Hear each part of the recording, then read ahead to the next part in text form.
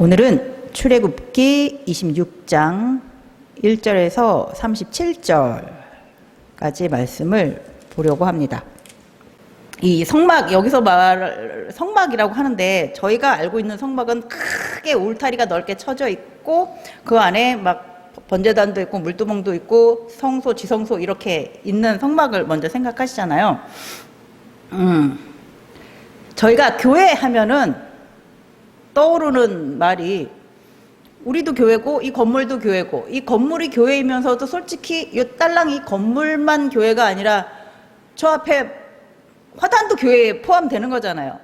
그러니까 교회라고 말하면 나도 성도들도 포함되고 이 건물이고 그 건물 앞에 연결되어 있는 것까지 포함되듯이 성막이라고 말을 하면 그 울타리 쳐져 있는 그 넓은 것도 성막이지만 그 안에 메인 성막의 핵심 그 성소와 지성소 있는 것도 성막이라고 말을 할 수는 있는 거예요. 그죠? 사람이 말을 하다 보면 이렇게 되잖아요. 그렇죠? 그래서 지금 말하는 이 성막은 울타리 쳐져 있는 이거를 다 얘기하는 것이 아니라 그 성막의 본체, 메인 핵심이라고 말할 수 있는 그 지성소와 성소 그 부분을 지금 26장에는 얘기를 하고 있습니다. 자, 그러면서 이제 규빗 계속 나오고 있어요.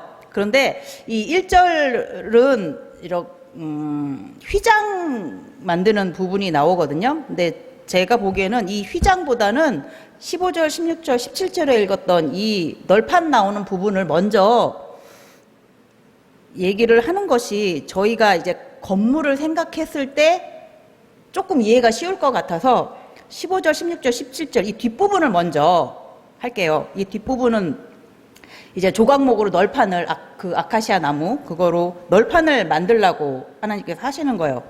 이제 널판 이렇게 만들면 이쪽은 한 규빗 반, 이 길이는 10규빗짜리를 만들라고 하시는 거예요. 그래서 어떻게 성소의 크기가 되냐면, 자, 상상을 하세요. 이제 머릿속으로 이제 이쪽이 동쪽이라고 칠게요.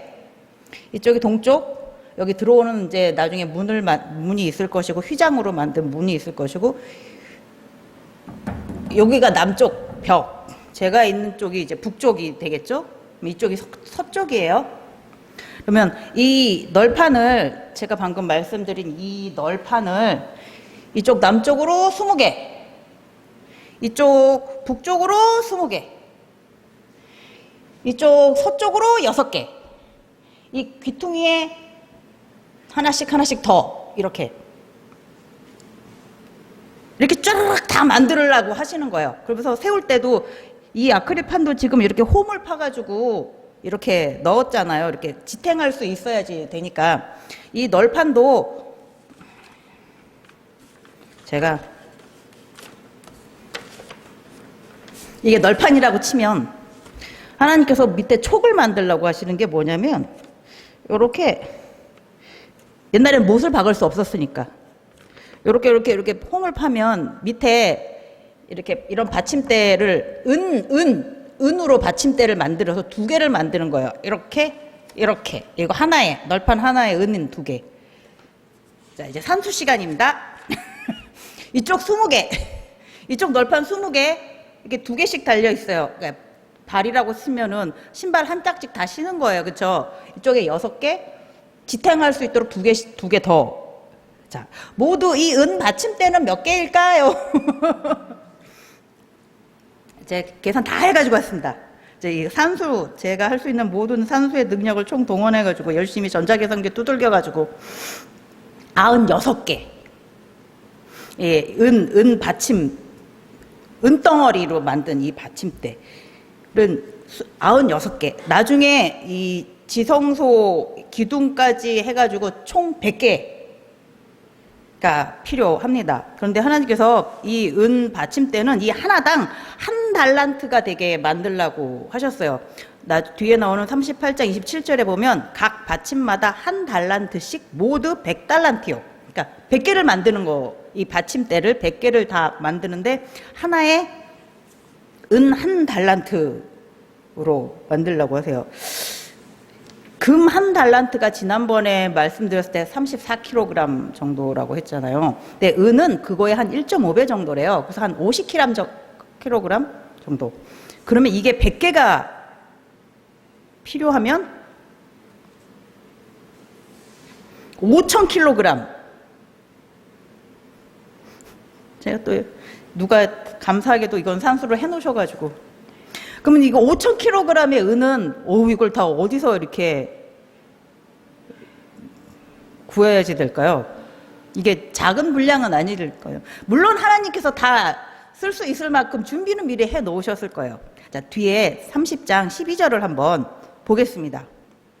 네가 이스라엘 자손의 수요를 조사할 때에 조사받은 각 사람은 그들을 계수할 때에 자기의 생명의 속전을 여호와께 드릴지니 이는 그들의 계수할 때에 그들 중에 질병이 없게 하려 함이라.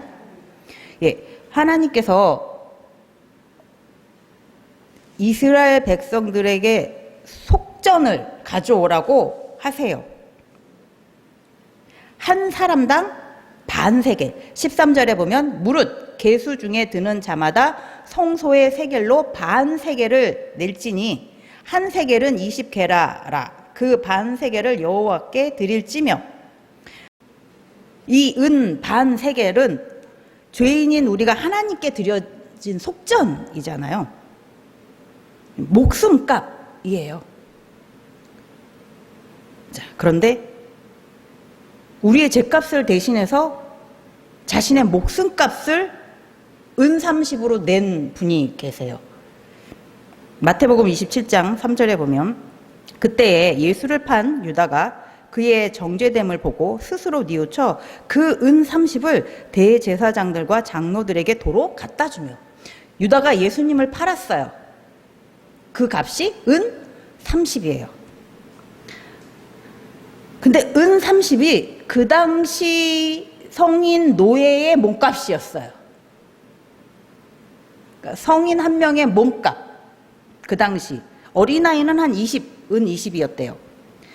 그런데 지금 이 출애굽, 이 광야에서 하나님께서 계산한 성인 한 명의 몸값은 반세겔. 나중에 신약시대에 예수님이 계실 때 성인 한 사람의 몸값은 은 30. 공통점은 그것이 성인 한 명의 몸값이라는 거죠. 예수님께서 우리의 속전이 되어 주신 거죠. 이 은 받침대, 이 성소를 만드는 가장 기둥이 되는 받침대, 바로 우리의 속전이 되어주신 예수님이셨어요. 성막에선 예수님의 모습이 너무나 다양한 모습으로 나옵니다. 이 은 받침대도 예수님이셨어요. 이번엔 본문 26장 31절에서 33절까지. 이 부분 31절부터는 휘장에 대해서 나오는데, 휘장은 보통 이렇게 축 쳐져 있는 커튼, 천막 이런 거잖아요. 근데 여기에서 이 휘장은 이렇게 이해하시는 게 빠르실 거예요. 두 개의 휘장이 지금 나와요. 하나는 아까 말씀드렸죠. 이게 성소 모습이고 이쪽이 동쪽. 여기가 들어오는 곳이면 이 부분에서 여기가 이제 기둥 5개가 세워지고 휘장이 하나 쳐져요.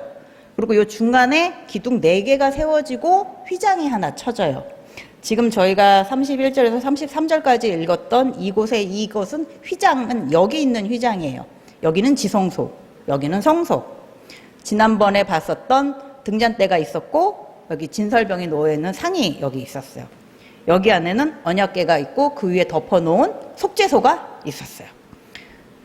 여기도 33절에도 나오죠. 그 휘장을 갈고리 아래 늘어뜨린 후에 휘장이 이렇게 쳐져 있고요. 증거궤를 그 휘장 안에 들여 놓으라. 그 휘장이 너희를 위하여 성소와 지성소를 구분하리라. 지금은 성소와 지성소를 구분하는 이 지성소의 휘장을 지금 말씀해 주고 계세요. 지성소의 휘장은 가늘게 꼰 배실이 기본이죠. 거기 위에 청색, 자색, 홍색 실로 수를 놓아요. 아주 정교하게. 그룹 천사가 수를 이렇게 정교하게 놓으라고 하십니다.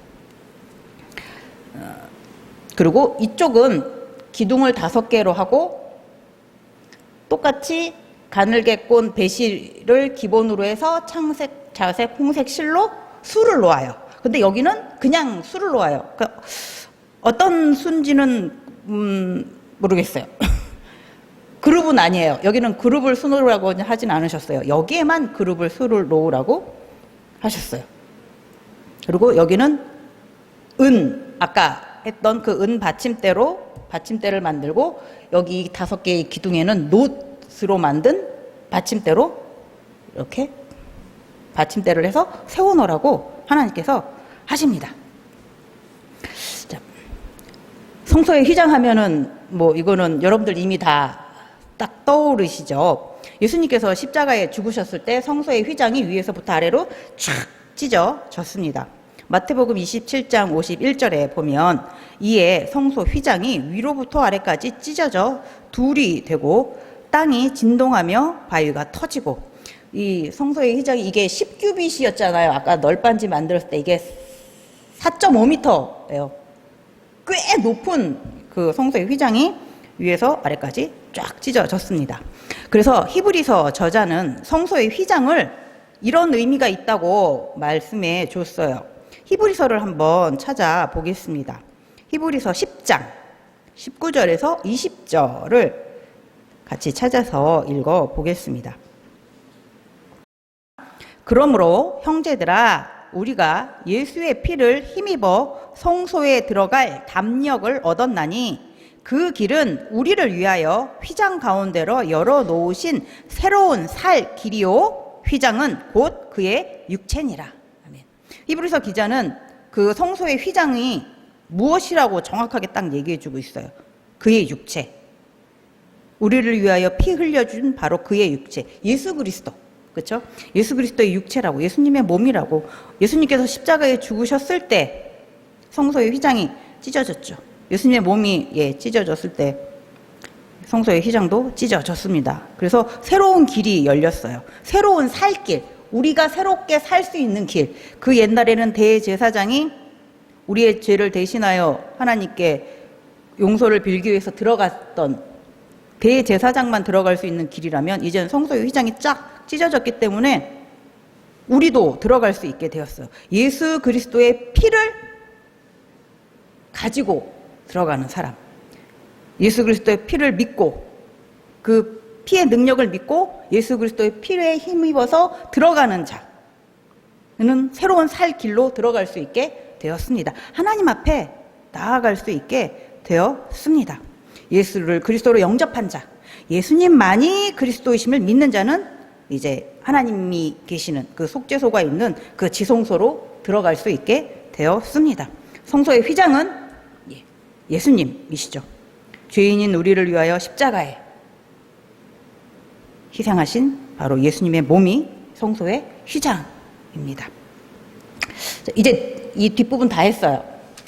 이제 앞부분, 16장,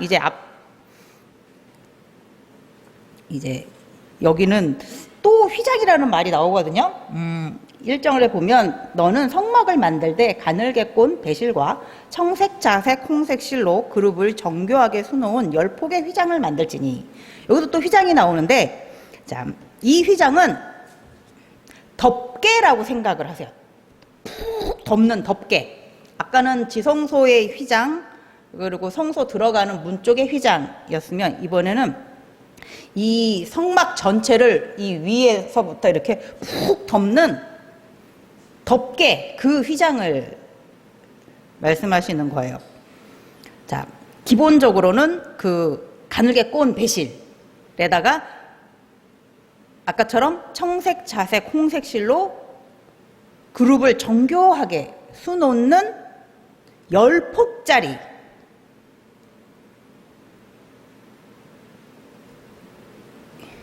갑자기 단어가 생각이 안 났어. 이 덮개. 이 휘장을 먼저 만드는 거예요. 모두 4종류의 휘장이 필요하거든요. 4종류의 덮개가 필요합니다. 근데 지금은 첫 번째 덮개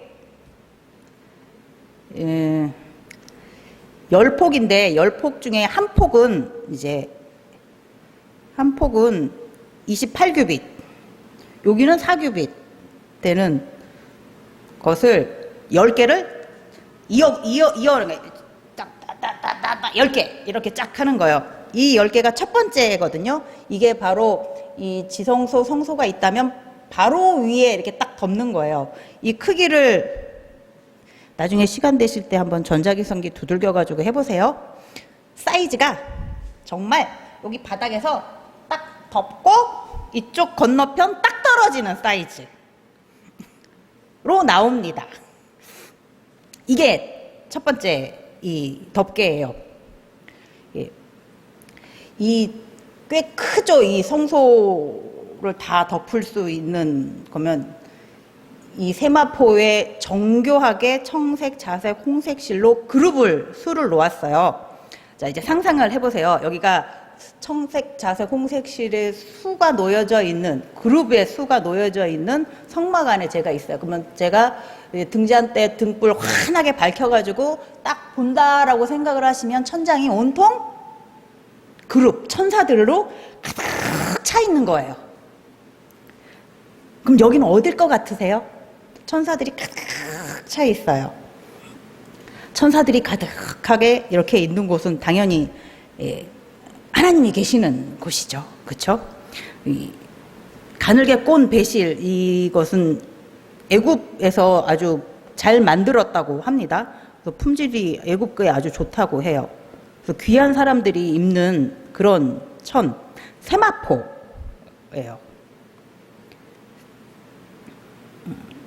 제사장들이 이 세마포로 옷을 해 입었죠.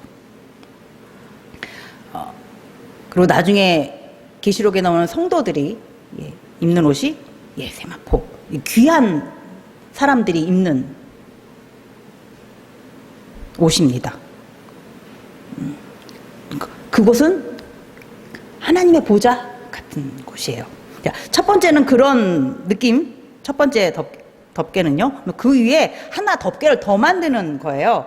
7절부터 나오는데 그 성막을 덮는 막 곧 휘장을 염소털로 만들어서 11폭을 만들지며, 이번에는 아까보다 조금 더 크게 만들어요. 폭도 하나 더 만들고 이 길이도 규빗도 더 크게 해요. 그래서 이 두 번째 덮개를, 염소털로 만든 두 번째 덮개를 덮으면, 아까는 이게 딱 떨어지게 덮여진다고 했잖아요. 근데 이것은 넉넉하게 이렇게 쫙 옆으로, 텐트 치면은 옆으로 쫙쫙쫙쫙 벌리는 것처럼 이렇게 해서 쫙 옆으로, 뒤도 이렇게 딱 이렇게 덮여질 정도로 큰 사이즈로 해서 덮으라고 하세요. 염소털이니까 캐시미어, 가볍고 따뜻하고, 이게 곰팡이 이런 세균 번식 같은 것도 줄이는 효과가 있다고 하네요. 찾아보니까 그랬어요. 자, 염소와 관련된 성경의 말씀이 있습니다. 레위기 16장 7절에서 10절이요. 또 그 두 염소를 가지고 회막 문 여호와 앞에 두고 두 염소를 위하여 제비 뽑되, 한 제비는 여호와를 위하여 한 제비는 아사셀을 위하여 할지며, 아론은 여호와를 위하여 제비 뽑은 염소를 속죄제로 드리고 아사셀을 위하여 제비 뽑은 염소는 산채로 여호와 앞에 두었다가 그것으로 속죄하고 아사셀을 위하여 광야로 보낼지니라. 아멘. 자, 좀 두 염소가 필요합니다. 대속죄일 날 아론 대제사장은 염소 2마리를 가지고 제비를 뽑아요. 어떤 애는 속죄제로 드릴 것인지, 어떤 애를 아사셀로 드릴 것인지, 그걸 이제 결정하는 제비를 뽑아요. 그래서 얘는 속죄제로 드리자, 얘는 아사셀로 드리자라고 결정이 나면은 한 마리는 속죄제의 제물로 드려져서 그 피를 제단에 뿌리게 되고요. 아사셀로 선택받은 애는 나중에 광야로 보내지게 돼요. 아사셀이 보낸다, 내보낸다 이런 뜻이에요. 내보내게 되는 염소입니다. 어떻게 내보내냐면 21절 또 같이 한번 읽어 보겠습니다. 레위기 16장 21절이요. 찾으셨나요? 예, 같이 읽겠습니다. 아론은 그의 두 손으로 살아있는 염소의 머리에 안수하여 이스라엘 자손의 모든 불의와 그 범한 모든 죄를 아뢰고 그 죄를 염소의 머리에 두어 미리 정한 사람에게 맡겨 광야로 보낼지니 아사셀 염소로 뽑힌 그 염소 위에 아론이 대제사장이 안수를 해요. 안수하는 이유는 이스라엘 모든 자손이 가지고 있는 그 불의, 범죄한 죄를 다 그 염소에게 지금 주는 거예요. 이 염소는 이스라엘 백성들의 모든 불의와 그 범죄를 다 짊어지고 광야로 가게 되는 거예요.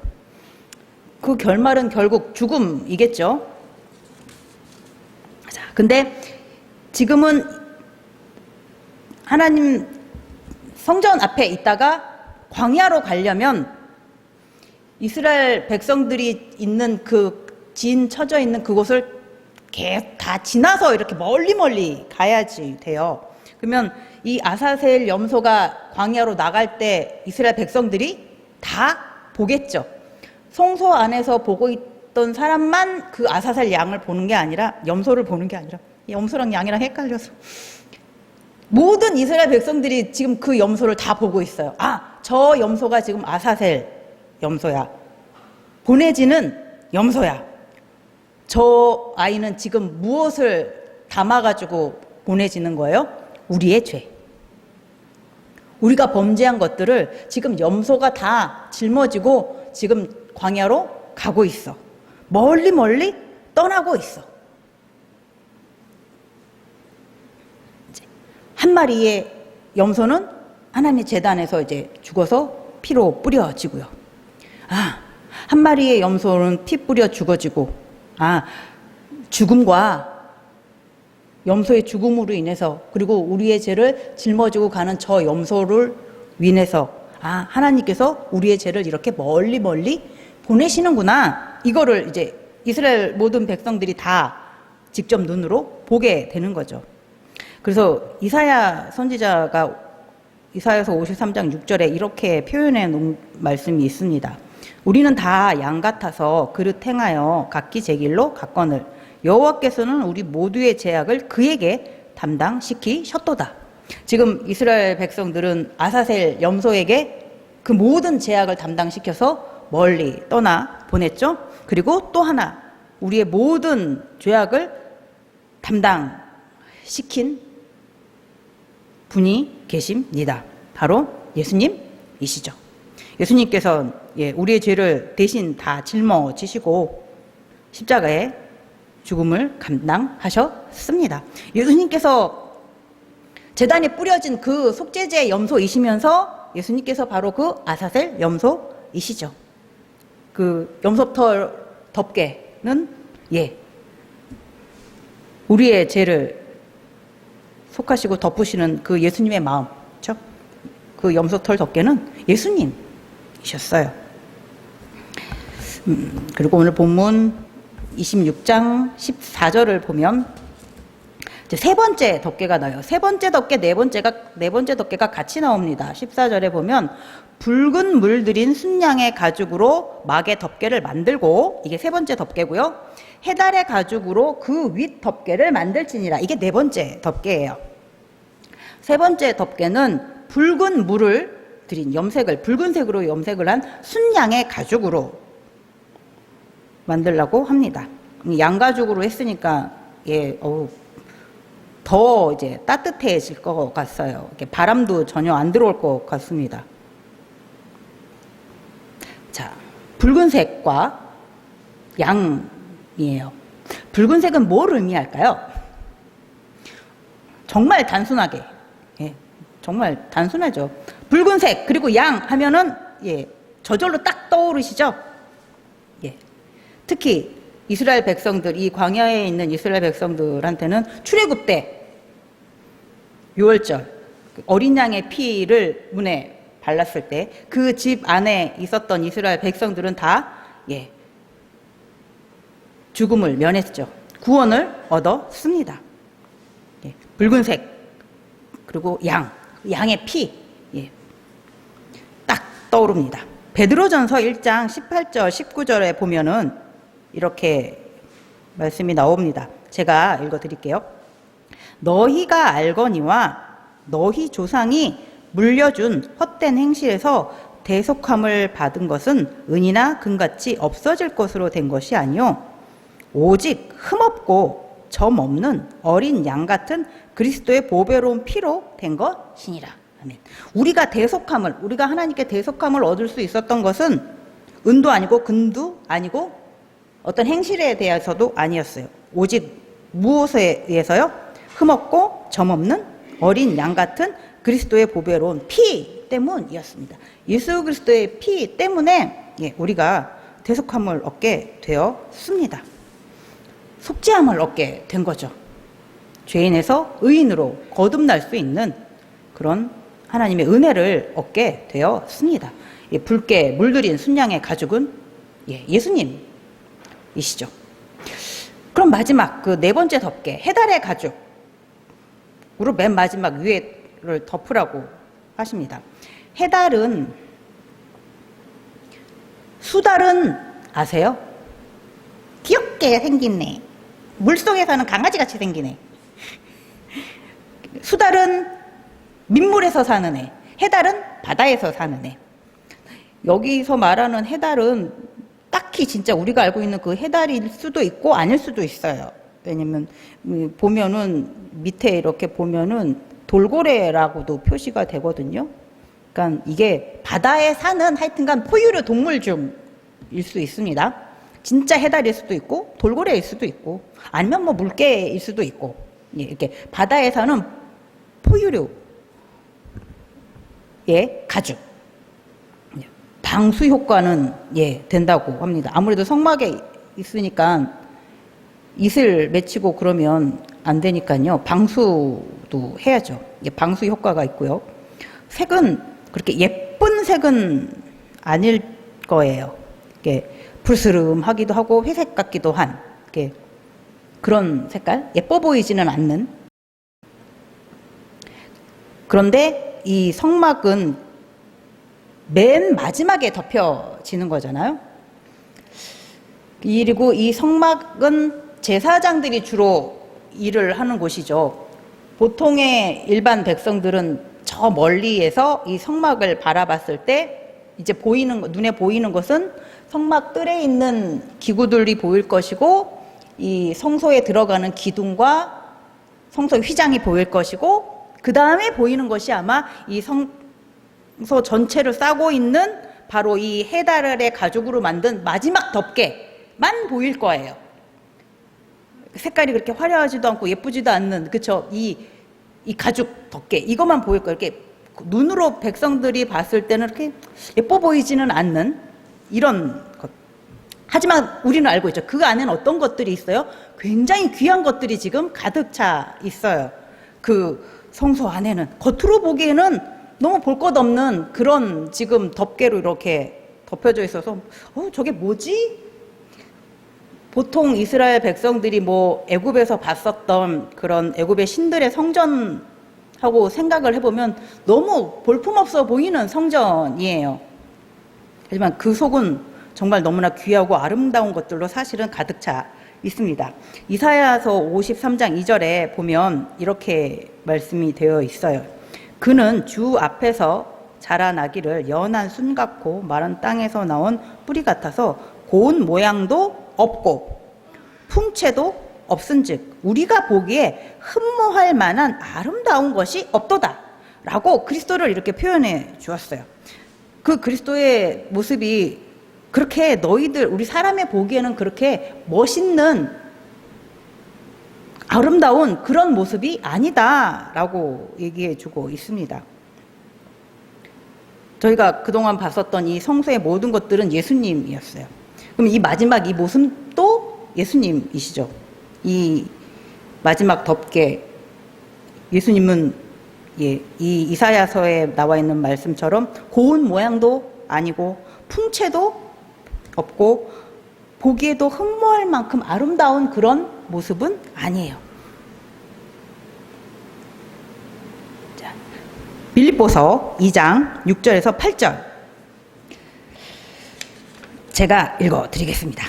잘 아시는 말씀이니까. 그는 근본 하나님의 본체시나 하나님과 동등됨을 취할 것으로 여기지 아니하시고 오히려 자기를 비워 종의 형체를 가지사 사람들과 같이 되셨고 사람의 모양으로 나타나사 자기를 낮추시고 죽기까지 복종하셨으니 곧 십자가에 죽으심이라. 아멘. 예. 예수님은 하나님이시죠. 네. 우리를 구원하기 위하여, 우리를 구원할 수 있는 길을 여시기 위하여 하늘 그 보좌를 비우시고 이 땅에 내려오셨습니다. 그리스도로 이 땅에 오셨어요.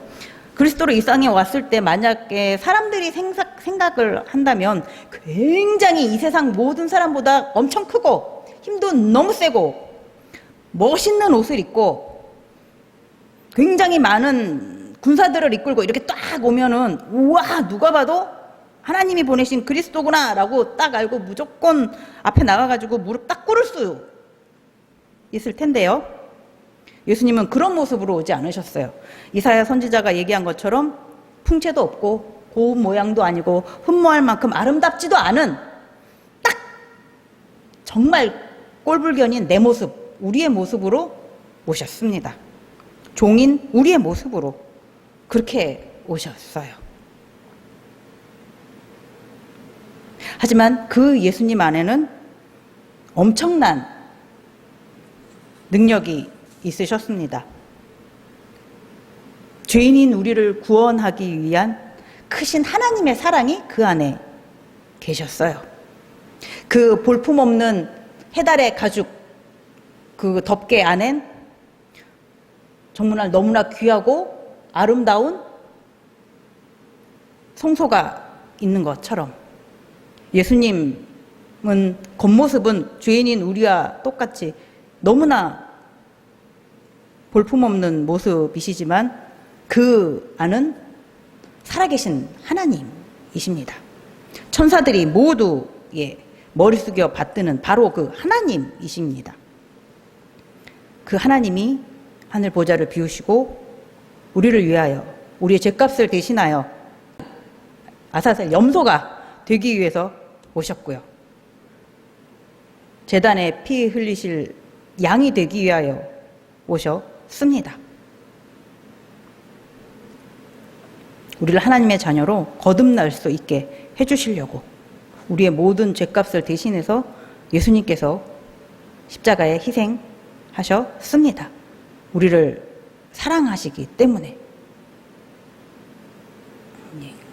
성막을 세울 때 그 은 받침대부터 예수님이셨고 성소 안에 있는 기물들도 예수님이셨고 휘장도 예수님이셨고 덮개도 예수님이셨고